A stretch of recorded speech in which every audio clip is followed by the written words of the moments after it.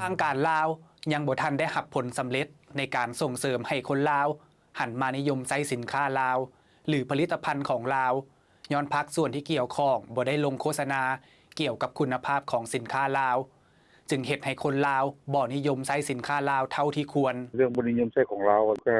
บ่ทันได้ลงส่งเสริมกับเจ้าบ่เห็นว่าคนที่ว่าเฮาไปนำใช้ได้รับผลที่ดีและส่วนหนึ่งแม้นภายในลาวมีโรงงานผลิตสินค้าเพียงจำนวนน้อยแต่ยังบ่มีความหลากหลายและคุณภาพของสินค้าก็ยังบ่เทียบเท่าต่างประเทศสินค้าลาวก็บ่ค่อยมีหั่นล่ะบ่ค่อยมีโรงงานผลิตเครื่องทั่วไปหลายส่วนหลายมันจะเป็นสินค้าไทยนะหลายน่ะของไทยมันจะมีหลายแนวเนาะเป็นประเภทเครื่องใช้เครื่องอยู่เครื่องกินว่าเรื่องคุณภาพมันก็ของไทยมันก็ดีก่อนจังซี่น่ะก็ได้มาตรฐานกว่า